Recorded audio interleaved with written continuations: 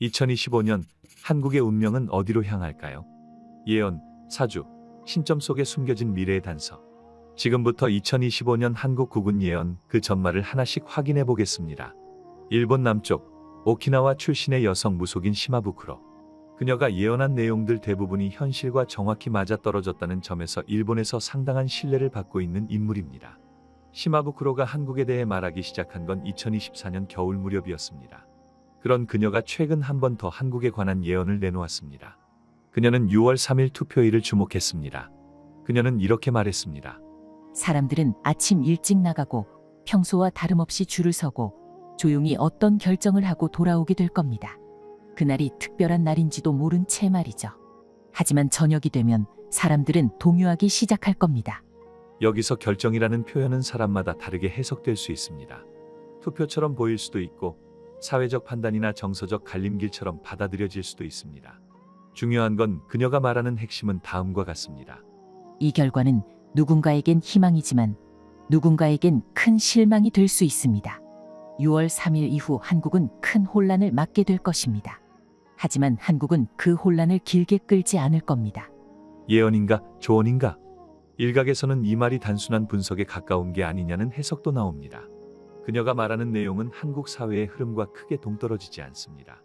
실제로 2025년 초부터 한국 내에서는 갈등의 온도가 점점 올라가고 있으며 여러 분야에서 국민적 피로감이 누적되어 있다는 분석도 있습니다. 하지만 그녀가 특별한 평가를 받는 이유는 구체적인 날짜를 지목했다는 점, 그리고 그 날짜 이후 일어날 흐름까지 이미 짚어냈다는 점입니다. 그날 이후 마음속에서는 많은 질문이 떠오르기 시작할 겁니다. 그녀는 이렇게 말하며 그 혼란이 단지 정치적인 것이 아니라고 덧붙였습니다. 국운이 바뀌는 해의 전조. 그녀는 예언의 말미에 이런 말을 조용히 남겼다고 합니다. 이 땅은 지금 큰 방향을 잡고 있어요. 그 방향은 올해 여름이 지나면서 서서히 드러날 겁니다. 어렵겠지만 잘 통과하면 한국은 더 빠르게 나아가게 될 겁니다. 이 말은 마치 국운이라는 커다란 흐름이 2025년 여름부터 변곡점을 통과한다는 뜻처럼 들립니다. 실제로 사주명리학이나 풍수에서는 2025년을 기운이 크게 바뀌는 해로 봅니다. 명리학에서 말하는 을사년의 기운과 유사한 흐름이 재현될 수 있다는 분석도 나오고 있죠. 이처럼 시마부쿠로의 말은 단순한 예언이 아니라 조용히 경고를 담은 정확한 흐름의 관찰처럼 느껴집니다. 다음으로 그녀가 말한 혼란의 의미와 왜 모두가 원하는 결과가 오지 않을 것이라 했는지 그 뜻을 알아보겠습니다. 2025년 6월 3일 사람들은 평소처럼 아침에 집을 나서고 정해진 시간에 한자리에 모이게 될 겁니다. 그날은 겉으로 보기엔 전혀 특별하지 않을 겁니다. 그날이 지나면 작은 균열이 나타나기 시작할 겁니다. 그녀는 이렇게 말했습니다. 6월 초에 내려진 선택은 누구도 온전히 기뻐하지 않을 겁니다. 누군가는 실망하고 누군가는 잠시 안도하겠지만 결과적으로 그 누구에게도 완전한 만족은 주지 못할 가능성이 큽니다. 이 말은 단지 특정 개인이나 단체에 대한 말이 아닙니다. 한국 사회 전체가 선택은 했지만 뭔가 어긋난 것 같은 기분을 함께 겪게 된다는 뜻입니다. 그녀는 말합니다. 사람들은 불편함을 느끼게 될 겁니다. 겉으로는 평소와 같지만 마음속에서는 납득되지 않는 감정이 커져갈 수 있어요. 이 시기를 두고 시마부쿠로는 혼란의 시작이라 표현했습니다. 그 혼란의 본질은 무엇인가? 한국은 빠르게 움직이는 나라입니다. 급변하는 정세 속에서도 항상 균형을 잡으려 노력해왔고 위기 때마다 새로운 길을 찾아내며 여기까지 왔습니다. 그러나 2025년 6월 이후의 시기는 다릅니다. 이번에 다가올 혼란은 정책이나 제도에서 비롯된 것이 아니라 사람들의 감정에서 시작되는 혼란일 가능성이 높다고 시마부쿠로는 조심스럽게 말합니다.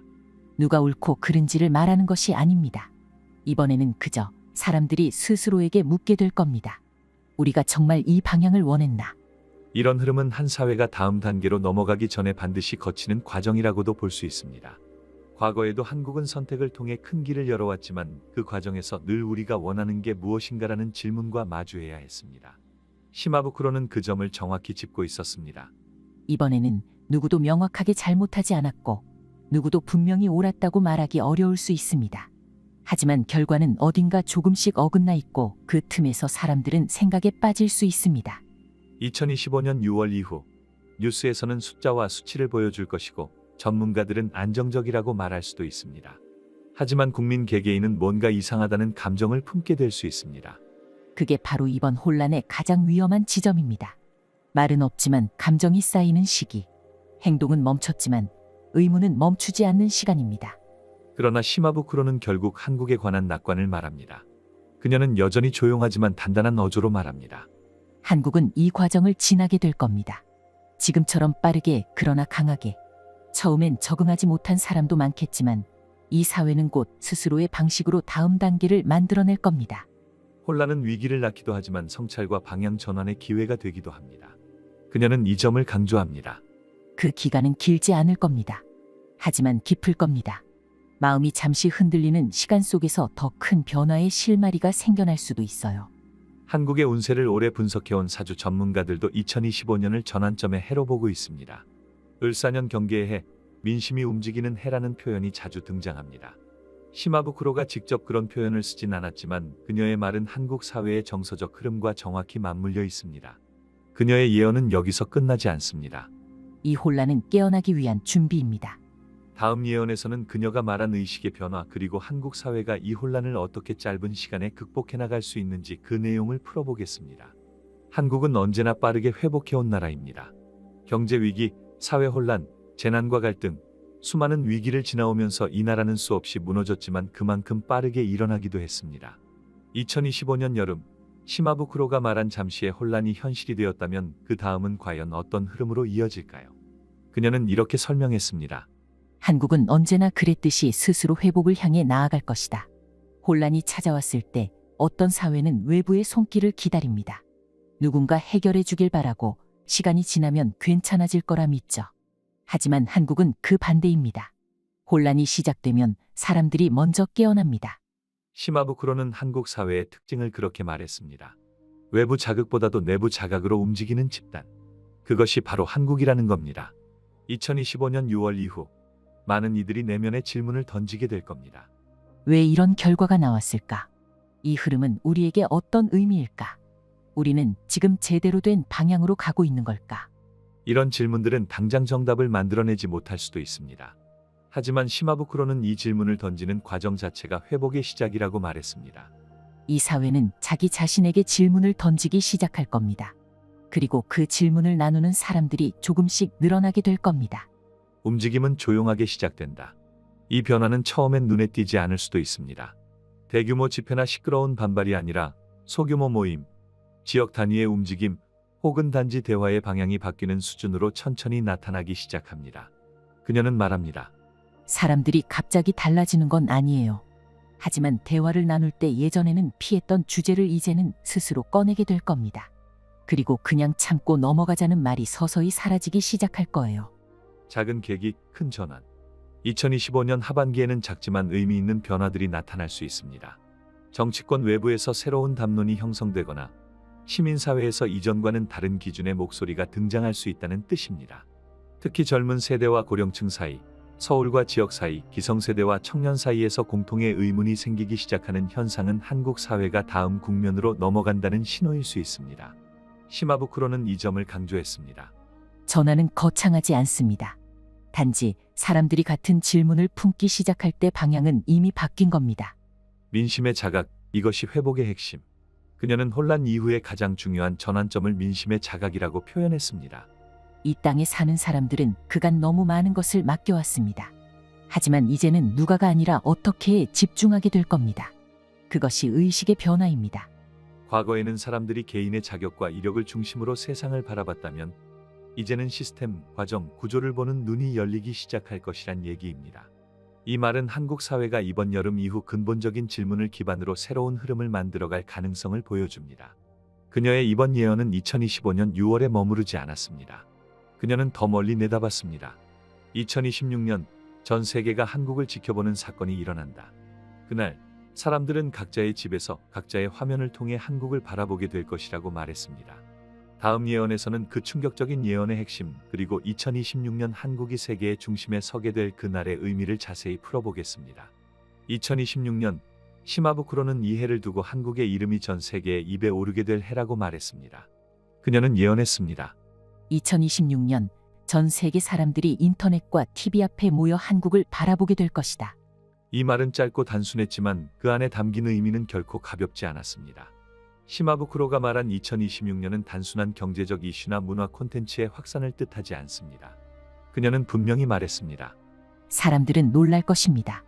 한국이라는 나라가 단지 기술이나 산업 때문이 아니라 사람과 사회의 태도, 그 결정 자체 때문에 전 세계의 이목을 받게 될 것입니다. 이 말은 2026년에 한국에서 일어나는 어떤 선택 혹은 행동이 세계적 화제가 될 것임을 예고하고 있습니다. 무엇이 사람들을 놀라게 할까? 이 시점에서 중요한 건 그녀가 말한 전 세계인의 시선이 단순한 관심이 아니라 존경 혹은 충격이라는 점입니다. 그 장면을 본 사람들은 이 작은 나라가 어떻게 이런 결정을 했는지, 어떻게 이런 방향으로 움직일 수 있었는지를 오랫동안 이야기하게 될 겁니다. 이는 외교적 선언일 수도 있고 국내에서 일어난 역사적인 변화일 수도 있으며 혹은 완전히 새로운 질서의 시도일 수도 있습니다. 한국 사회의 내면적 준비가 바탕. 그녀는 그 사건의 결과보다는 그 선택이 나오게 된 배경을 더 중요하게 봤습니다. 2025년의 혼란이 겉으로는 작게 보일 수 있지만 그로 인해 사람들의 시선이 달라집니다. 이후 1년 동안 한국은 자신도 모르게 준비를 하게 될 겁니다. 그리고 그 준비가 전 세계에 보여줄 하나의 그림이 됩니다. 이 흐름은 사전에 계획된 혁신이나 국제적 이벤트가 아니라 내부적으로 정리된 민심의 방향이 자연스럽게 세계를 향한 파급 효과로 나타난다는 말입니다. 그녀는 강조했습니다. 사람들은 각자의 자리에서 그 장면을 지켜보게 될 겁니다. 누군가는 스마트폰으로, 누군가는 거실 TV로, 또 누군가는 해외 언론의 특집 보도를 통해 한국을 바라보게 됩니다. 이는 단순한 관심이 아니라 중계되고 해설되고 분석되는 정도의 규모라는 의미입니다. 그만큼 한국이 전하는 메시지나 결정은 다른 나라들에겐 하나의 본보기로 받아들여질 수 있는 것이겠죠. 한국의 국은 어떻게 달라지는가? 시마부쿠로는 이 장면이 단지 국제적 주목을 넘어 한국의 국운이 크게 확장되는 전환점이 될 것이라 보았습니다. 그날 이후 한국은 더 이상 지역 강국이나 기술 강국이라는 틀 안에 머물지 않을 겁니다. 한국은 전 세계가 주목하는 방향의 국가, 질서의 기준 중 하나가 될 수 있습니다. 국운이라는 건 단지 정치적 권력이 아니라 한 나라가 가치와 모델을 제공하는 능력입니다. 그리고 그녀는 2026년에 한국이 그런 위상을 갖게 될 가능성을 높게 본 것입니다. 왜 그날이 중요한가? 모든 변화에는 상징적인 순간이 존재합니다. 그리고 시마부쿠로는 2026년에 그날이 한국 국민 모두가 자신들의 위치를 다시 자각하는 순간이 될 거라고 말했습니다. 그 장면을 보는 순간 한국인들은 자신들이 단지 한 나라의 국민이 아니라 시대의 흐름 속 주체였음을 깨닫게 될 겁니다. 그녀의 말처럼 세계 각국의 언론과 전문가들이 이를 주목하고 분석하고 배워가게 될 가능성도 함께 존재합니다. 그날 이후 한국을 향한 질문이 달라질 겁니다. 무엇을 만들었는가에서 어떻게 이런 결정을 했는가로요. 이는 단지 산업이 아니라 사회적 성숙과 의식의 수준을 향한 질문이란 뜻입니다. 그녀는 이렇게 덧붙였습니다. 이 모든 것은 국민의 준비 없이는 이루어지지 않습니다. 한국은 그 전에 스스로에게 묻고 흔들리고 조용히 자리를 다시 잡아야 합니다. 즉, 2025년에 혼란과 회복이 없다면 2026년에 이 장면 또한 존재하지 않을 것이라는 뜻입니다. 예언은 항상 그 자체보다 그 예언이 남긴 질문이 더 중요합니다. 시마부쿠로가 한국에 대해 한 말들도 마찬가지였습니다. 그녀가 본 3단계 흐름. 시마부쿠로가 말한 2025년과 2026년의 흐름은 크게 3단계로 나눌 수 있습니다. 1단계. 조용한 선택. 2025년 6월 3일. 그날 사람들은 움직이고 무언가를 결정하게 될 겁니다. 하지만 그 결과는 모두가 만족할 수는 없습니다. 이 첫 번째 흐름은 국민의 기대와 결과 간의 어긋남을 전제로 합니다. 그녀는 이때 한국 사회가 감정적으로 짧은 혼란을 겪을 것이라고 말했습니다. 2단계. 의식의 전환. 2025년 하반기. 혼란은 길지 않지만 깊을 겁니다. 사람들은 자신이 누구인지, 무엇을 원했는지를 다시 돌아보게 될 겁니다. 이 시기는 눈에 띄는 사건보다 국민 개개인의 내면에서 일어나는 변화가 중심이 됩니다. 말을 아끼지만 행동을 준비하는 시기. 3단계. 세계의 시선. 2026년. 사람들이 각자의 집에서 각자의 화면을 통해 이 나라를 바라보게 될 겁니다. 그날 한국은 말하지 않아도 세계의 메시지를 전하게 될 겁니다. 이 마지막 흐름은 한국이 하나의 사회적 본보기가 되는 시기를 예고합니다. 그것은 기술도 아니고 경제도 아니며 국민들이 어떻게 문제를 넘어섰는가에 대한 이야기입니다. 예언의 말미에서 시마부쿠로는 이렇게 말했다고 전해집니다. 이 땅은 이미 방향을 정했습니다. 다만 그 길이 모두에게 쉬운 길은 아닐 겁니다. 누군가는 중간에 포기하고 싶을 수 있고, 누군가는 이 변화가 무의미하다고 느낄 수 있어요. 하지만 그 모든 반응마저 이 나라가 성장하는 과정의 일부입니다. 그리고 이렇게 덧붙였습니다. 2025년과 2026년은 앞으로 20년간의 방향을 결정짓는 시기입니다. 그래서 지금 내리는 모든 판단과 태도는 단순한 한 해의 사건이 아니라 다음 세대를 위한 기초가 됩니다. 이 말은 단순히 정부나 특정 집단이 아닌 한국인 각자에게 전하는 책임의 메시지입니다. 그녀는 2026년 예언을 마무리하며 기억에 남길 문장을 남겼습니다. 그 말은 이렇습니다. 세상이 한국을 주목할 때 한국은 자기 자신을 주목해야 합니다. 즉, 세계가 한국을 보는 것이 중요한 것이 아니라 그 시선 속에서 한국이 자기를 어떻게 바라보는가가 더 중요하다는 뜻입니다. 그녀의 예언은 2026년까지의 흐름을 그리며 멈춥니다. 더 먼 미래에 대한 언급은 없습니다. 하지만 그 말이 의미하는 건 예언이 끝났다는 게 아니라 실천과 선택의 시간이 시작됐다는 것입니다. 지금부터는 국민 각자가 이 흐름을 어떻게 받아들이고 어떻게 해석하고 어떻게 살아갈 것인지가 예언의 실현을 결정짓는 요인이 되는 겁니다. 마지막으로 정리하자면 시마부쿠로의 예언은 다음과 같습니다. 2025년 6월 3일 한국은 중대한 선택의 날을 맞는다. 하지만 그 결과는 모두에게 만족스럽지 않을 수 있다. 이로 인해 짧은 혼란이 찾아오지만 그 안에서 사람들은 깨어나고 다시 방향을 잡게 된다. 그리고 2026년 한국은 전 세계의 주목을 받는 장면을 만들어내게 된다. 그 장면은 한국 국민이 스스로 만들어낸 결정의 결과다. 이 모든 흐름은 국민 개개인의 의식이 바뀌는 과정 속에서 시작된다. 지금까지 2025년 한국 국운 예언 그리고 2026년을 향한 흐름까지 함께 살펴봤습니다. 예언, 운세, 사주가 말하는 대한민국의 미래, 여러분은 어떻게 보셨나요? 의견을 댓글로 남겨주세요. 시청해주셔서 감사합니다.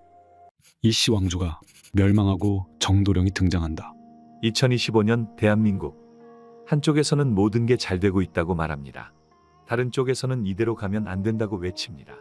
사람들은 각자의 진실을 믿고 있고 그 사이에서 흔들리는 건 바로 우리의 마음입니다. 하지만 이런 시대의 사람들은 다시 옛 예언서를 꺼내듭니다. 그 중에서도 가장 많이 회자되는 이름 하나가 있죠. 바로 정감록입니다. 정감록은 조선 후기부터 전해져 내려온 예언서입니다. 책이라기보다는 여러 구전과 단편들이 모인 믿음의 조각 같은 것이었죠. 이 책은 이씨의 멸망 이후 정씨가 흥한다고 전합니다. 하지만 단순한 왕조 교체 이야기가 아닙니다. 정감록이 전하고자 했던 것은 모든 질서가 뒤바뀌고 혼란이 극에 달한 뒤에야 비로소 세상이 바뀐다는 변화의 공식입니다. 정감록은 이렇게 말합니다. 세상이 태풍처럼 뒤집히리라. 오랜 질서는 스스로 무너지고 큰 자는 작아지며 약한 자가 강해진다. 이씨 왕조는 구름처럼 사라지고 땅에서 솟은 정씨가 천하를 다스리리라. 정씨는 입이 무겁고 마음은 깊으며 칼을 들지 않고 나라를 다스리며 백성은 그의 발자국을 따라 산으로 들로 피난하다가 어느 날 새벽 안개 속에서 그를 만나리라. 하늘은 5번 불타고 물은 3번 넘치며 흙은 피를 머금고 나무는 열매를 맺지 않으리라. 그때 10자 중 9은 굶고 나머지 하나는 숨는다. 하지만 그 어둠 끝에서 10걸음 앞을 보는 자가 나오니 그는 사방의 지혜를 모아 하늘과 땅을 다시 잇는다. 이 예언은 너무 극적이라고 느껴질 수 있습니다. 하지만 이 문장을 다르게 해석해보면 세상이 통째로 뒤바뀔 정도의 위기가 찾아온다는 것입니다. 그리고 그런 위기 속에서 지도자가 아닌 인도자가 나타난다는 의미이기도 하죠. 정감록은 구체적인 이름을 말하지 않습니다. 그러나 대신 그가 어떤 사람인지는 아주 자세히 설명합니다. 무기를 들지 않고 백성을 이끈다. 말보다 침묵이 많다. 천하가 혼란할수록 중심에 가만히 선다. 그가 다가오면 백성은 자연스럽게 모인다. 이는 단지 한 명의 영웅을 말하는 게 아닙니다. 오히려 새로운 세상의 인물상 또는 통치의 조건을 암시하는 것입니다. 이제 우리는 2025년에 살고 있습니다. 그리고 이 시기를 돌이켜보면 어딘가 이상하리만큼 정감록과 맞닿아 있다는 느낌을 받게 됩니다. 정치의 중심은 흔들리고 있습니다. 국민은 2갈래 혹은 3갈래로 나뉘어 서로를 믿지 못합니다. 경제는 숫자와 체감 사이의 괴리가 커지고 있습니다. 외교는 강대국들의 틈바구니 속에 서 있습니다. 사회는 정서적 피로에 젖어 있고 희망보다는 불안이 더 자주 입에 오릅니다. 이런 시기에 다시 정감록이 입에 오르내리는 것은 단순히 과거의 망령이 아니라 지금의 혼란을 해석하려는 사람들의 무의식적인 시도일 수 있습니다. 정감록은 또 이렇게 말합니다. 이씨 왕조가 무너질 때 하늘은 불을 토하고 땅은 몸을 뒤틀며 백성은 십승지지로 피하리라. 그곳은 바람도 막히고 물도 잦으며 뱀이 없고 호랑이도 없는 곳이다. 그리로 가는 자는 목숨을 건지고 머무는 자는 세상의 봄을 먼저 만나리라. 십승지지란 재앙이 닥쳐도 안전한 땅이라는 뜻입니다. 강원도 깊은 산, 전라도 외진 골짜기, 경상도의 숨은 마을 등이 그런 곳으로 거론돼 왔습니다. 이 내용은 단지 지리적 피신처를 말하는 것이 아니라 위기의 시대의 생존과 재건의 중심이 되는 공간을 뜻합니다. 정감록은 다시 말합니다. 세상이 가장 어두울 때 빛은 북풍을 타고 내려오리라. 그 빛은 처음엔 작고 희미하고 의심을 받는다. 그러나 날이 지나며 백성의 눈은 익숙해지고 이내 그 빛 아래 모여들어 새 질서를 짓는다. 이 예언은 많은 해석을 낳았습니다. 어떤 이는 이 구절이 북한과의 평화적 연결을 의미한다고 말합니다. 어떤 이는 새로운 지도자 혹은 기술과 정신의 융합을 이끄는 인물이라고 말합니다. 무엇이 맞든 정감록은 분명히 말합니다. 혼란은 절정에 이르러야만 끝난다. 그리고 끝나는 바로 그 순간 새로운 세상은 아주 조용히 시작된다. 남사고와 격압유록, 허군실군과 혼돈의 시대. 조선 중기의 예언가 남사고는 정감록과는 또 다른 결의 예언서를 남겼습니다. 그가 남긴 기록 중 가장 널리 회자되는 것이 바로 격압유록입니다. 이 책은 마치 암호문처럼 상징과 은유로 가득합니다. 그 안에 담긴 메시지는 지금의 시대를 향하고 있는 듯 보입니다. 남사고는 이렇게 말합니다. 말세에는 진짜와 가짜가 뒤엉킨다. 겉은 황금이나 속은 모래요. 말은 그럴듯하나 뜻은 헛되고 사람들은 목소리 큰 자를 좇되 진짜는 산중에서 침묵하리라. 허군실군의 때가 오리라. 셋이 수장의 자리에 서고 둘은 껍데기요 하나는 속이라. 허군은 사람을 현혹시키나 실군은 눈빛으로 세상을 바꾸느니라. 이 문장은 지금의 정치 상황을 보는 듯합니다. 사람들의 선택이 언제나 진실을 향하지 않는다는 것, 혼란의 시대에는 오히려 진짜가 보이지 않는다는 것을 말해줍니다. 여기서 허구는 겉은 지도자 같으나 실은 허상인 자를 말하고 실구는 소리 없이 다가와 세상을 바꾸는 진짜 중심인물을 뜻합니다. 2025년 현재 대한민국은 여러 리더십 사이에서 끊임없는 논쟁과 분열을 겪고 있습니다. 누구를 믿어야 할지 알 수 없고 뉴스와 여론조사, 정보의 홍수 속에서 결국 사람들은 목소리 큰 자를 따라가게 됩니다. 그러나 예언은 말합니다. 진짜는 소리를 내지 않는다. 그는 때가 될 때까지 기다리고 그의 등장은 혼란의 끝자락에서야 비로소 인정된다. 다시 남사고는 이렇게 말합니다. 도적이 충만하고 참은 숨어 지내며 법은 있으나 시행되지 않고 백성은 자신을 지키기 위해 이웃을 팔며 군자는 시끄러운 마당에 있지 않고 바람이 그치는 골짜기에 머무느니라. 그는 나라 밖에서 올 수도 있고 오래 준비한 자일 수도 있으며 백성이 그를 먼저 따르지 않고 그가 먼저 백성을 따라가니 그 자리가 저절로 그에게로 가리라. 이 구절은 매우 중요한 암시를 담고 있습니다. 예언서에서 말하는 진짜 지도자는 권력을 쫓는 자가 아닙니다. 오히려 백성의 고통을 따라 움직이는 자, 그리고 스스로 자리를 원하지 않지만 결국 자리에 오르게 되는 자입니다. 격압유록은 반복해서 경고합니다. 새로운 시대가 열리기 전에는 반드시 혼란이 온다. 흙은 먼저 마르고 물은 탁해지며 하늘은 3번 울고 산은 3번 무너지고 사람들이 그 무너짐을 보고도 믿지 않으리라. 이 예언은 연쇄적 재난, 사회의 붕괴, 정신적 위기를 동시에 말합니다. 그리고 중요한 것은 이 모든 일이 벌어진 뒤에야 비로소 실군이 등장한다는 사실입니다. 올해 대한민국은 그 어느 때보다 지도자에 대한 피로감이 높아졌습니다. 선거는 끝났지만 끝나지 않은 갈등이 있습니다. 여론은 갈라졌고 뉴스는 넘쳐납니다. 그 와중에 누가 진짜인가를 묻는 목소리는 점점 줄어들고 있습니다. 사람들은 눈에 보이는 이름, 크게 들리는 말에 기대어 자신의 불안을 지탱하고 있습니다. 하지만 격압유록은 말합니다. 진실은 조용히 오며 시끄러울수록 진짜는 더 멀어진다. 남사고는 마지막으로 이렇게 전합니다.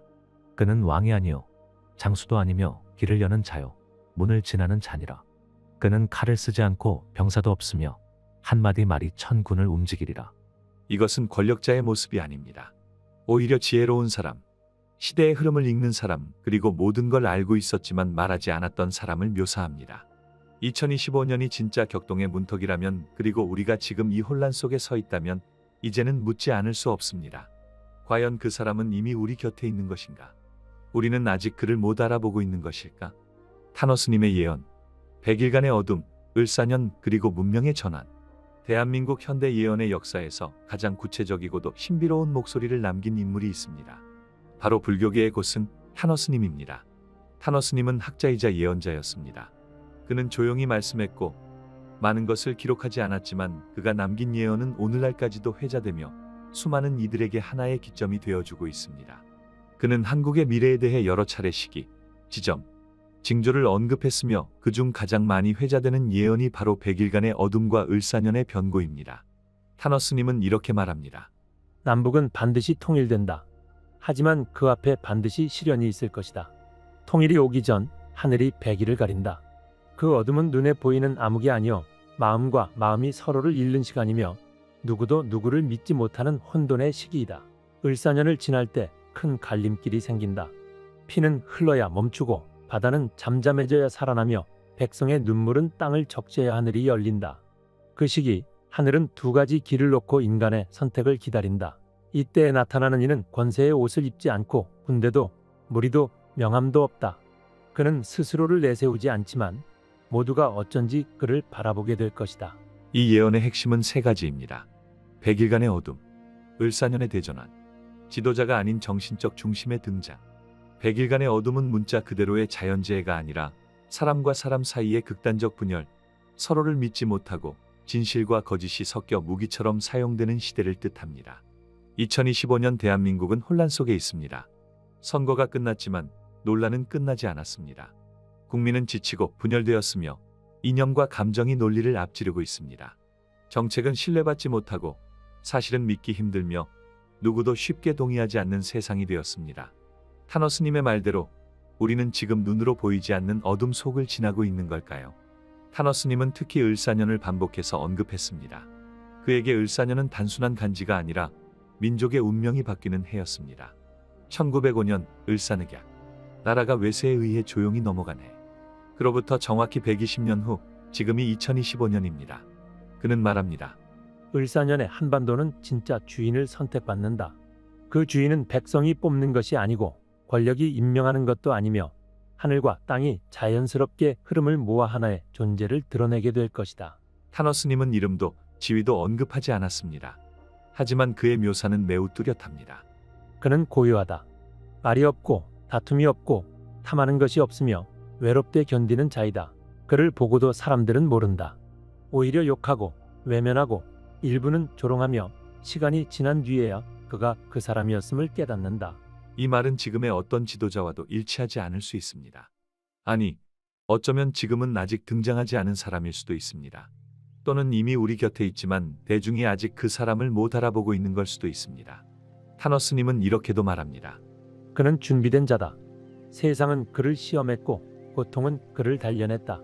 그가 나올 땐 아무도 그를 원하지 않았고 그가 일어났을 땐 모두가 그를 의지하게 된다. 타너스님은 고통을 피하라고 말하지 않았습니다. 오히려 고통은 질서 전환의 전조라고 했습니다. 그는 다음과 같은 말도 남겼습니다. 하늘은 먼저 흔들고 땅은 나중에 갈라진다.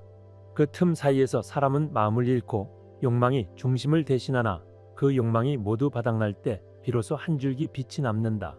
지금의 한국 사회는 아무리 웃고 있어도 웃음의 이유가 약합니다. 각자의 불안은 서로 다른 방식으로 표출되고 집단적인 공감보다는 개별 생존이 우선입니다. 이런 상황이 타너스님이 말한 모두가 마음을 잃는 시간과 닮아 있는 것은 아닐까요? 기타 예언서와 민간 신정, 구원자의 조건, 반복되는 징조, 정감록이 나라의 멸망을, 격압유록이 허위 권력의 몰락을, 타너스님이 혼돈과 전환의 문턱을 말해줬다면 이제 우리는 그 너머의 예언들을 봐야 합니다. 문헌으로 공식화되지는 않았지만 조용히 전해 내려온 예언들, 무속과 신점의 세계 그리고 묘소동 같은 사상 속에는 놀라울 정도로 공통된 흐름이 존재합니다. 그것은 고통 이후에 반드시 중심을 잡는 자가 등장한다는 믿음입니다. 그리고 그 인물에 대한 묘사는 기이할 정도로 일관되어 있습니다. 민간 신점과 무속 예언은 이렇게 말합니다. 하늘에 속한 자는 이름을 내지 않고 입에 재앙을 담지 않으며 배움보다 깨달음이 앞선 자이다. 그가 나타날 때 나라는 혼돈 가운데 있지만 그 마음은 이미 질서를 알고 있다. 그는 흙에서 올라온다. 높지 않고 낮은 자리에서 어릴 때부터 겪은 고난이 많고 남을 이기기보단 돕는 것이 익숙하며 사람들 속에 있어도 혼자 있는 듯 조용하다. 처음에 그는 조롱을 받고 뒤에 그는 칭송을 받는다. 말보다 실천이 앞서고 권력보다 책임을 더 무겁게 여긴다. 이러한 묘사는 각 지역의 무속인 예언자들이 공통적으로 말한 내용들입니다. 특정 성씨나 직업, 지역을 지목하지는 않지만 그 인물이 가지는 내면의 조건, 즉 영적 중심, 도덕적 일관성, 고난의 체화를 강조합니다. 놀랍게도 이는 앞서 정감록, 격압유록, 한어스님의 언급과도 겹칩니다. 묘소동의 해석. 묘소동은 토끼와 쥐가 함께 움직인다라는 의미로 주로 혼돈의 시간의 두 가지 흐름이 동시에 존재함을 말합니다. 이 사상은 다음과 같이 설명됩니다. 묘는 동방의 빛이요 선은 북방의 음기라. 밝은 자와 어두운 자, 참과 거짓이 함께 드러나는 해, 그때 사람들은 착각하고 판단은 어그러지며 구원자는 눈에 보이지 않는다. 그러나 묘와 서가 나란히 걷는 해가 지나면 하늘은 한 인물을 향해 모인다. 그 모이는 시점에 세상은 자기도 모르게 움직인다. 여기서 중요한 포인트가 있습니다. 2025년은 간지로 을사년입니다. 을사년은 한국 역사에서 반복적으로 갈등과 붕괴, 외세와 내부 분열의 시기로 등장합니다. 120년 주기설에 따라 다시 을사년이 돌아왔습니다. 묘소동의 충돌과 을사년의 회기가 겹쳐지는 지금, 예언서들은 공통적으로 말합니다. 지금은 혼돈과 질서가 동시에 존재하는 시대이며 그 끝자락에 선택이 존재한다. 가림토 사상과 백성 중심의 구세주.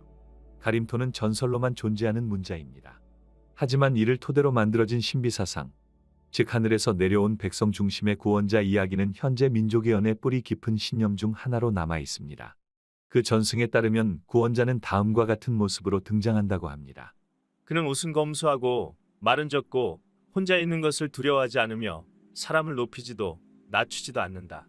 그는 오래전부터 준비된 자로 명예를 탐한 적 없고 고난 속에서도 웃는 법을 아는 자이며 심지어 자신이 해야 할 일이 무엇인지도 정확히 알고 있는 사람이다. 이러한 묘사는 정치인이기보다는 책임 있는 사람, 지도자라기보다는 기둥 같은 사람을 연상시킵니다. 그는 세상의 중심이 아니라 세상이 스스로 중심으로 모여들게 하는 자입니다. 2025년 을사년, 다시 혼란의 시기가 도래했습니다. 혼돈 속에서 사람들은 큰 목소리를 찾습니다. 하지만 예언은 말합니다. 진짜는 소리 없이 움직인다. 그리고 중요한 건 그를 먼저 알아보는 사람보다 그가 중심을 잡았을 때 비로소 안심하는 사람들이 훨씬 많다는 것입니다. 예언은 반복해서 경고합니다. 가짜가 먼저 나오고 진짜는 그 다음에 온다. 처음에 높던 자는 무너지고 나중에 낮았던 자는 중심이 된다. 이제 하나씩 정리해봅니다. 정감록은 오래된 왕조의 끝과 새로운 중심의 등장을 말했습니다. 격압유록은 허상과 진실이 뒤엉킨 시대에서 진짜는 조용히 준비된 자라고 했습니다. 타너스님은 100일간의 어둠과 함께 하늘이 새로운 시대를 위해 고통을 허락한다고 말했습니다. 그리고 민간에서 이어진 수많은 예언과 신점, 전설들 역시 모두 한 가지를 가리킵니다. 고통은 지나가고 중심은 나타난다. 예언서들이 공통적으로 말하는 건 단순합니다.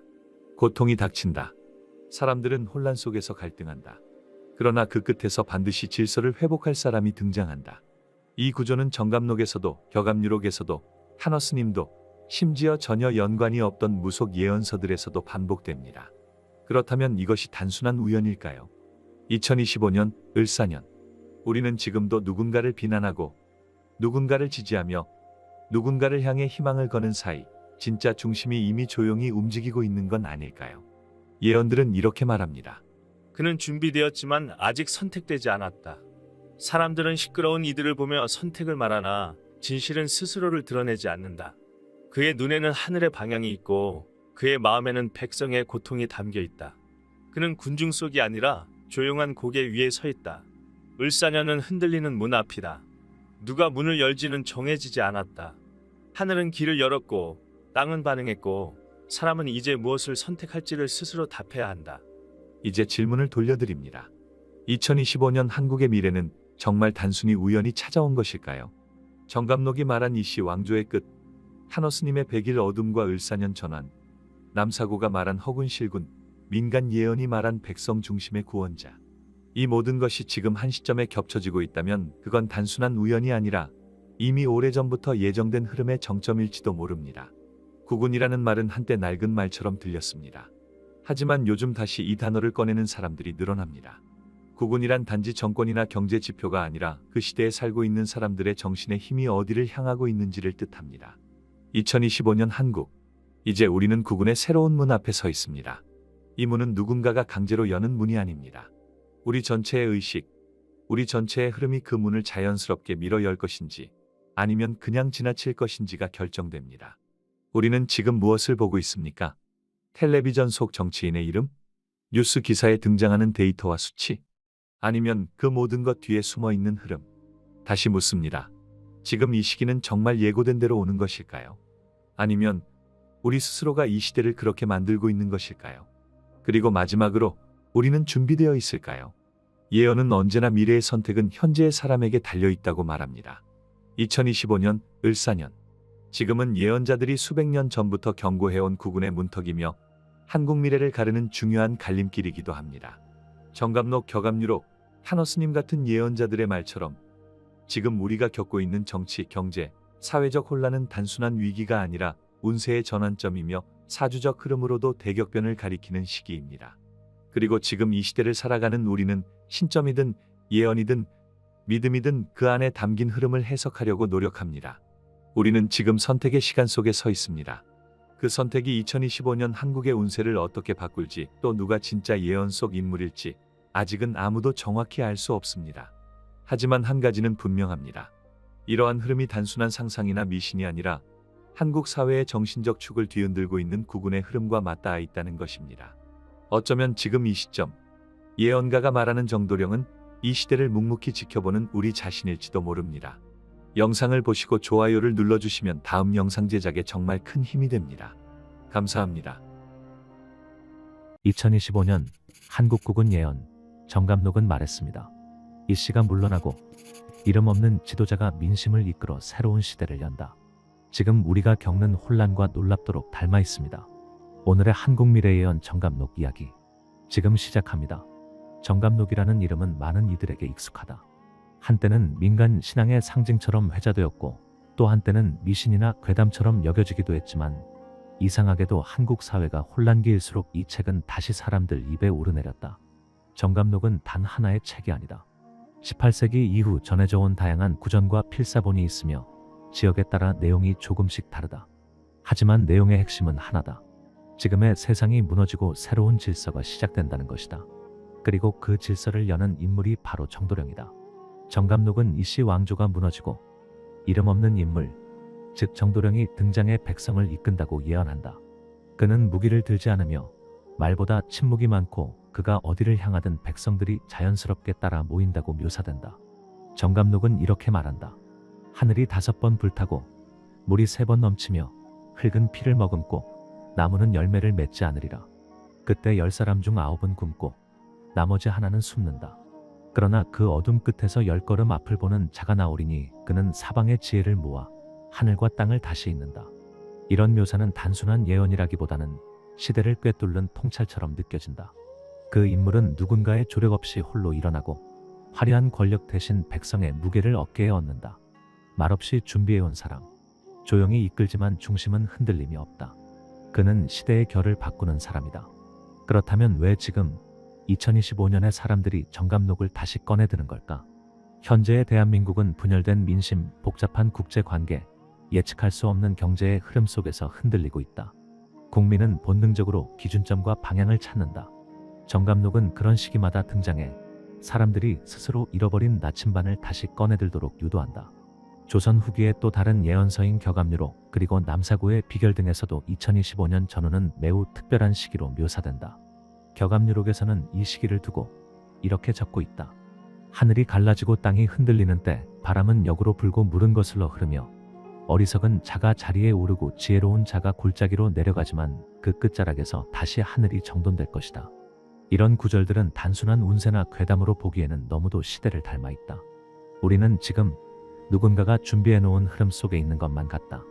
정감록에서 말하는 이씨 왕조는 특정 인물이나 정권을 가리키기보다 지금까지 이어져온 어떤 체계와 방식, 권력의 흐름을 상징한다고 볼 수 있다. 그리고 정도령은 새로운 리더십의 상징이다. 말수가 적고 화려하지 않으며 무력도 사용하지 않는다. 하지만 그가 등장하면 백성은 스스로 모여든다. 그 사람의 중심에는 화려한 수사가 아닌 무너진 질서에 대한 재정비의 결단이 있다. 요즘 사람들은 이런 이야기를 한다. 지금의 대통령이 혹시 바로 그 시대가 말한 인물일 수도 있지 않냐는 것이다. 물론 누군지 특정할 수는 없다. 그리고 정감록도 특정 인물을 직접 말하지 않는다. 하지만 중요한 것은 그 인물 자체가 아니라 그가 상징하는 전환이다. 그가 누구든 이 시대의 정도령은 기존 질서를 넘어 새로운 시대를 여는 사람일 것이다. 우리가 주목해야 할 것은 누가 맞고 누가 틀린지가 아니라 이런 흐름 속에서 우리 자신이 어디에 서 있는지다. 정감록은 그 시대의 지도자를 예언하는 책이 아니라 그 지도자가 등장하기 전 어떤 징후들이 나타나는지를 알려주는 나침반이다. 이제 다음 회차에서는 이 시 멸망과 정도령 출현이라는 정감록의 핵심 예언을 더욱 깊이 있게 해석하고 그 문장들이 실제로 어떻게 시대와 맞물려 있는지를 살펴보겠습니다. 정감록의 예언 가운데 가장 널리 알려진 구절이 있다. 바로 이 구절이다. 이 시의 시대가 지나면 동방에서 정씨가 일어나 천하를 바로잡으리라. 이 한 문장은 단순히 성씨에 관한 이야기가 아니다. 수백 년을 이어온 낡은 질서, 이미 사람들의 신뢰를 잃은 체계가 무너지고 이름 없는 인물이 나타나 그 혼란을 수습한다는 큰 흐름을 상징한다. 정감록은 이런 흐름을 구체적으로 이렇게 표현한다. 큰 자는 작아지고 작은 자는 커지며 지혜는 낮은 곳에서 솟고 권력은 무너진다. 이 시의 기틀은 하늘이 도리어 무너뜨리고 정신은 땅 아래에서 돋아난다.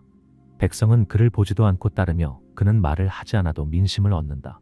이 내용은 예언이라기보다는 시대를 꿰뚫는 시적 진술처럼 다가온다. 역사적으로도 이 구절은 왕조의 교체나 정권의 전환을 상징하는 문장으로 해석되어 왔다. 그런데 흥미로운 점은 정씨라는 인물에 대해 정감록은 거의 아무런 수식어를 붙이지 않는다는 것이다. 그는 왕족도 장군도 학자도 아니며 신분도 명확히 드러나 있지 않다. 다만 이렇게만 말한다. 그는 10걸음 앞을 보는 자요, 검을 들지 않으며 그가 다가오면 산도 길을 내어주고 백성은 스스로 고개를 숙인다. 그는 누구인가? 이제 사람들은 묻기 시작한다. 혹시 지금 우리 시대에도 이런 인물이 등장하고 있는 것은 아닐까? 혹은 이미 등장했는데 우리가 아직 몰라보는 것은 아닐까? 최근 몇 년간 한국 사회는 지도자에 대한 기대와 실망을 번갈아가며 경험했다. 누군가는 힘있게 밀어붙이는 지도자를 원했고 누군가는 말보다 경청하는 지도자를 원했다. 이런 가운데 정감록에서 말하는 인물은 무척 묘하다. 말이 적고 힘을 내세우지 않으며 백성은 그에게 복종이 아닌 신뢰로 모인다. 예언은 이렇게 말한다.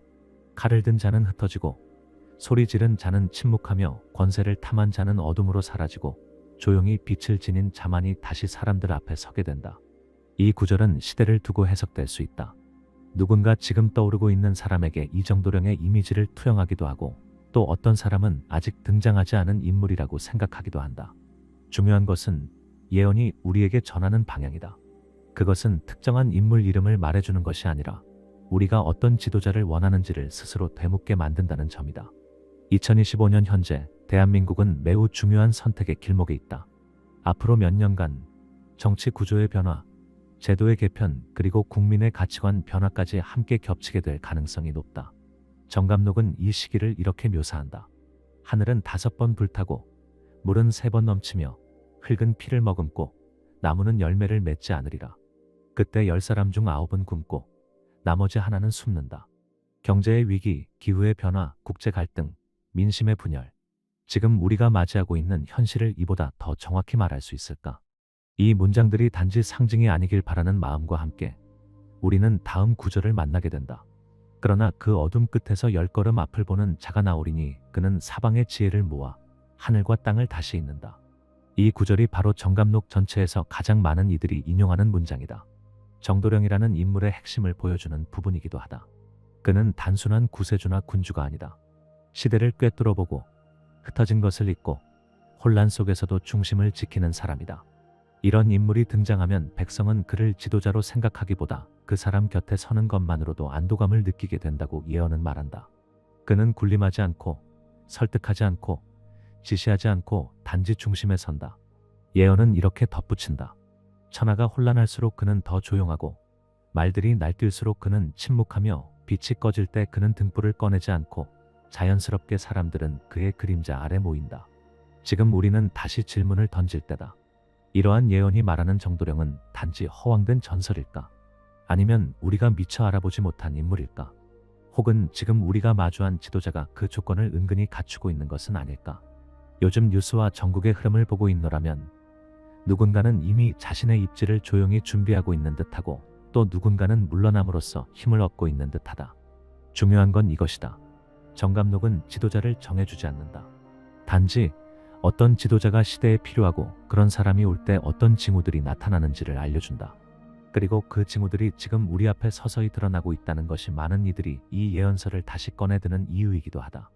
이제 우리는 다음 회차에서 정감록의 핵심 예언 구절들을 하나하나 낭독하며 그 안에 담긴 상징과 의미를 구체적으로 풀어볼 예정이다. 이제부터는 정감록 속 실제 예언 구절들을 직접 낭독하고 그 안에 담긴 상징과 메시지를 하나하나 해석해보는 시간을 갖겠습니다. 이 본문들은 수백 년 전부터 전해 내려왔으며 그 당시 사람들의 언어와 시선을 통해 오늘날까지 영향을 끼치고 있습니다. 다만 지금은 단순히 과거의 기록으로만 들을 것이 아니라 현재 2025년 대한민국의 상황과 맞물려 생각해 보시길 권합니다. 먼저 이 예언부터 들어보시죠. 세상이 태풍처럼 뒤집히리라. 오랜 질서는 스스로 무너지고 큰 자는 작아지며 약한 자가 강해진다. 이 씨는 구름처럼 사라지고 땅에서 솟은 정씨가 천하를 다스리리라. 이 문장은 시대의 대전환을 상징합니다. 권력의 교체, 사고방식의 전환, 사회 구조의 재편까지 포함된 거대한 흐름을 이야기합니다. 이 씨는 상징적으로 오래된 지배 체제, 기존의 질서를 의미하며 정씨는 새롭고 예기치 않은 위치에서 등장하는 새로운 리더십을 의미합니다. 이어지는 구절입니다. 정씨는 입이 무겁고 마음은 깊으며 칼을 들지 않고 나라를 다스리며 백성은 그의 발자국을 따라 산으로 들로 피난하다가 어느 날 새벽 안개 속에서 그를 만난다. 이 장면은 정도령이 드러나는 시기를 말합니다. 국가적 혼란 속에서 사람들이 도망치듯 떠나고 정작 가장 힘들 때 말없는 지도자가 조용히 등장합니다. 그는 연단된 지도자라기보다 고통의 시간 속에서 기다려온 인물입니다. 이어서 들려드릴 구절은 이렇게 시작됩니다. 하늘은 5번 불타고 물은 3번 넘치며 흙은 피를 머금고 나무는 열매를 맺지 않으리라. 자연의 질서가 무너지고 기후, 재해, 질병, 전쟁 등 인간이 어찌할 수 없는 고통이 쏟아진다는 내용입니다. 그리고 그 혼란 속에서 이런 문장이 이어집니다. 그때 10자 중 9은 굶고 나머지 하나는 숨는다. 하지만 그 어둠 끝에서 10걸음 앞을 보는 자가 나오니 그는 사방의 지혜를 모아 하늘과 땅을 다시 잇는다. 이 문장이야말로 정감록에서 가장 중요한 예언 가운데 하나입니다. 10걸음 앞을 본다는 말은 지금의 눈이 아닌 미래의 눈으로 본다는 의미입니다. 그는 왕도 아니고 장군도 아니지만 흩어진 공동체를 다시 연결하는 자로 등장합니다. 이어지는 예언입니다. 무기를 든 자는 흩어지고 소리 지른 자는 침묵하며 권세를 탐한 자는 어둠에 잠기고 말 없는 자가 다시 중심에 선다. 이 구절은 지금의 정치 환경과 겹쳐서 들립니다. 강하게 밀어붙이는 것이 아니라 묵묵히 준비한 자가 결국 시대를 이끈다는 뜻입니다. 다음은 민심의 움직임에 관한 예언입니다.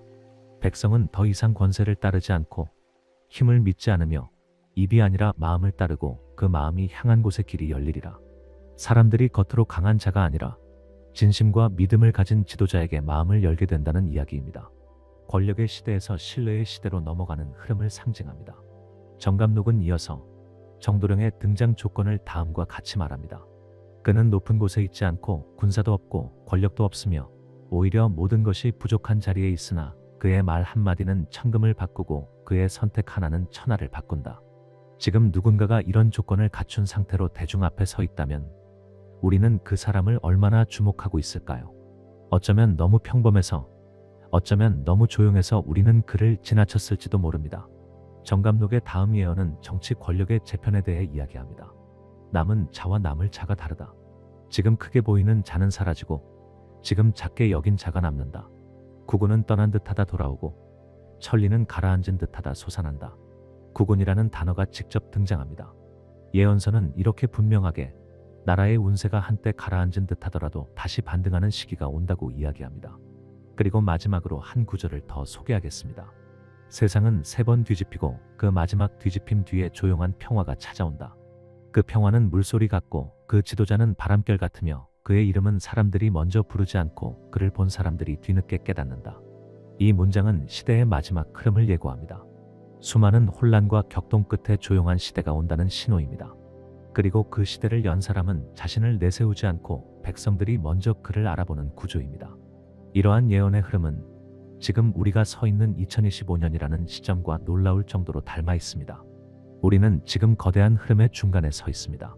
그리고 그 흐름 속에서 이미 누군가는 나타나 있거나 혹은 나타나려는 순간을 기다리고 있을지 모릅니다. 이것이 정감록이 지금 수백 년 만에 다시 사람들의 입에 오르내리는 이유입니다. 다음 회차에서는 정감록 이외의 격압류록, 남사고 비결, 민간 신점과 사주 등 다른 예언서와의 비교를 통해 2025년이라는 시점에 담긴 더 넓은 흐름을 살펴보겠습니다. 정감록이 오늘날 다시 조명받고 있는 이유는 단 하나만이 아닙니다. 놀랍게도 조선 후기부터 전해진 다른 예언서들 그리고 민간의 신점과 사주, 심지어 산속 무속의 전언까지도 하나같이 2025년 전후를 경계의 시기 또는 전환의 해로 지목하고 있기 때문입니다. 정감록은 물론 가장 널리 알려진 예언서이지만 그 외에도 시대의 변화를 예고한 기록은 많습니다. 먼저 격압류록입니다. 격압류록은 조선 중후기에 활동했던 예언가 이암이 남긴 비서라고 전해지며 특히 정치, 전쟁, 기후, 국운 등에 대해 매우 구체적인 예언들이 담겨 있는 것으로 유명합니다. 격압류록은 이런 구절을 남깁니다. 하늘은 갈라지고 땅은 꺼지며 어리석은 자가 높은 자리에 오르고 지혜로운 자는 산속으로 들어가나 그 끝자락에서 다시 세상이 뒤집힌다. 백성은 진실을 따라 모이게 되며 하늘이 예비한 자가 모습을 드러내리라. 격압류록 역시 어리석은 지도자, 뒤집힌 민심, 다시 드러나는 인물, 그리고 예비된 질서의 회복을 말합니다. 정감록의 정도령과 구조가 유사하며 무엇보다 공통점은 백성 스스로가 진실을 알아본다 는 것입니다. 다음으로 살펴볼 예언은 남사고의 비결입니다. 남사고는 실존했던 조선의 학자이자 예언가로 자신의 예언서를 후대에 남기며 예정된 시기에 큰 변화가 온다 고 강조했습니다. 그는 이렇게 말합니다. 이 시에 그늘이 바래고 물길을 거슬러 온 자가 중심에 서게 된다. 사람들은 처음에 그를 몰라보고 그가 일으킨 바람이 모든 불빛을 꺼뜨릴 때 그제야 백성은 그를 따라 물가에 모인다. 남사고의 예언도 정감록과 겹치는 부분이 많습니다. 처음엔 인정받지 못했던 인물이 나중에 민심을 이끌게 되고 그 과정은 조용하고 은근하며 결국은 바람의 방향이 바뀌는 것처럼 자연스럽게 진행된다는 점입니다. 다음은 현대에 가까운 민간 무속 신점 예언입니다. 이 부분은 믿고 안 믿고의 문제를 떠나 한 가지 흥미로운 흐름이 있다는 점에 주목해 보시기 바랍니다. 몇몇 무속인들은 10년 전부터 이렇게 말해왔습니다. 2025년은 을사년의 응보가 도래하는 해다. 그동안 쌓인 업과 인과가 한꺼번에 정리된다. 그 해에는 백성이 먼저 움직이며 지도자는 민심을 따르지 않으면 물러나고 숨은 자가 드러난다.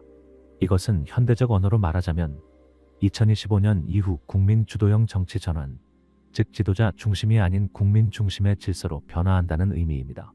무속 신점이라 하여 무시할 것이 아니라 오히려 시대 흐름을 민감하게 읽는 집단의 통찰로 볼 수 있습니다.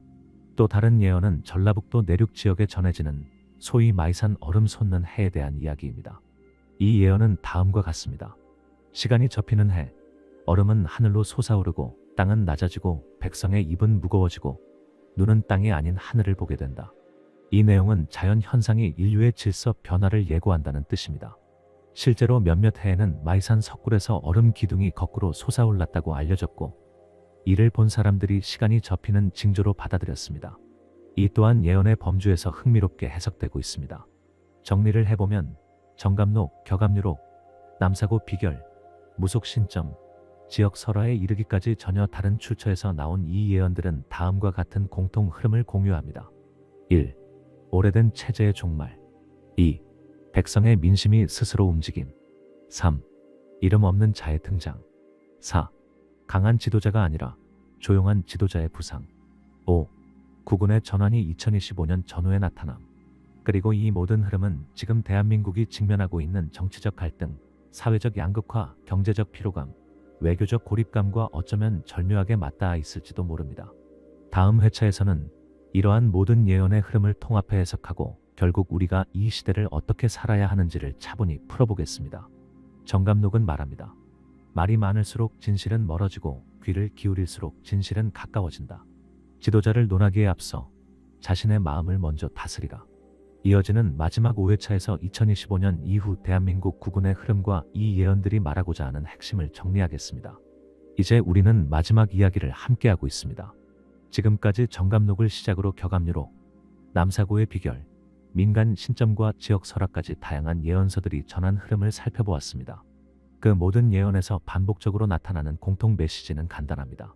2025년 전후는 단순한 변화가 아닌 근본적인 전환이 일어나는 시기라는 것입니다. 그 전환은 정권 교체나 정책 변화 같은 차원이 아니라 백성의 의식과 질서 자체가 뒤바뀌는 흐름이라는 점에서 특별합니다. 정감록은 말합니다. 새로운 시대는 말로 오지 않는다. 누군가가 크게 외친다고 오는 것이 아니다. 백성의 마음이 바뀔 때 그때 하늘도 땅도 함께 바뀐다. 이 구절은 결국 지도자보다 민심이 먼저다라는 철학을 담고 있습니다. 국운이라는 것도 하늘에서 떨어지는 것이 아니라 백성의 마음이 깨어나 있을 때만 열린다는 뜻이기도 합니다. 지금 대한민국은 2025년이라는 해를 지나고 있습니다. 여러 분야에서 혼란이 반복되고 있으며 앞으로 1에서 2년 안에 국가의 진로를 가를 중요한 분기점들이 기다리고 있습니다. 선거, 경제 개편, 외교 전략 변화까지 무엇 하나도 가볍게 볼 수 없는 흐름들입니다. 이때 많은 이들이 정감록을 다시 꺼내 든다는 것은 단지 예언을 믿어서가 아니라 지금 시대가 그만큼 불확실하고 불안하다는 방증일지도 모릅니다. 그리고 동시에 그 불안을 이겨내기 위해 우리가 본능적으로 방향을 찾고 있다는 증거이기도 합니다. 이쯤에서 다시 묻습니다. 도대체 정도령은 누구일까요? 지금 어디에 있을까요? 정감록은 분명히 말합니다. 그는 군림하지 않고 스스로 나서지 않으며 백성이 먼저 알아보고 자연처럼 따라 모이게 된다. 이것은 현실 정치에서 누군가를 직접 지목하라는 말이 아닙니다. 오히려 반대입니다. 우리는 이 예언을 통해 지금 우리가 어떤 인물을 찾고 있는지를 스스로 돌아보게 됩니다. 과연 우리는 말 많은 사람을 원하는가? 아니면 조용히 중심을 잡는 사람을 원하는가? 과연 우리는 강한 말과 겉모습에 끌리는가? 아니면 진심을 느낄 수 있는 사람을 따르는가? 정감록은 말합니다. 칼이 아니라 마음으로 다스리는 자, 성을 쌓지 않고 신뢰로 세우는 자, 그가 100년 혼란의 문을 닫고 새로운 하늘의 문을 열리라. 지금 대한민국이 필요한 지도자는 어쩌면 거창한 계획보다 한 사람 한 사람의 마음을 잇는 사람일지도 모릅니다. 예언은 미래를 단정하지 않습니다. 미래는 늘 가능성이고 그 가능성은 결국 국민의 선택과 마음에서 비롯됩니다. 이 콘텐츠를 끝까지 들어주신 여러분도 아마 이런 마음이 있었을 겁니다. 지금 시대가 뭔가 이상하다는 감각, 그리고 나만 그런 건 아니라는 위안. 그렇다면 이 이야기는 단지 과거에서 온 흥미로운 전설이 아니라 오늘 우리의 감각을 정리해주는 지도일 수 있습니다. 여러분, 지금이야말로 자신의 마음을 돌아보고 세상을 바라보는 눈을 가다듬어야 할 때입니다. 그리고 진짜 변화는 멀리서 오는 것이 아니라 항상 가까운 마음의 결심에서부터 시작된다는 것. 그것이 오늘 정감록과 수많은 예언들이 우리에게 마지막으로 전하고 싶은 메시지일지도 모릅니다. 지금까지 들어주셔서 감사합니다. 이 콘텐츠는 2025년 현재를 지나며 여러 예언서들이 공통적으로 전한 흐름을 정리한 이야기였습니다. 정감록을 비롯한 예언들은 2025년을 단지 변화의 해가 아니라 국운의 방향이 바뀌는 시기로 그려냅니다. 지금 우리가 맞이한 이 시기는 수백 년 전부터 예고된 흐름 속에 있는지도 모릅니다. 예언, 운세, 사주가 말하는 미래의 키워드는 결국 국민과 선택입니다. 지금이야말로 한국의 미래를 결정할 때입니다. 우리나라가 나아지기를 바라시는 마음으로 좋아요를 눌러주시면 다음 영상 제작에 큰 도움이 됩니다. 감사합니다.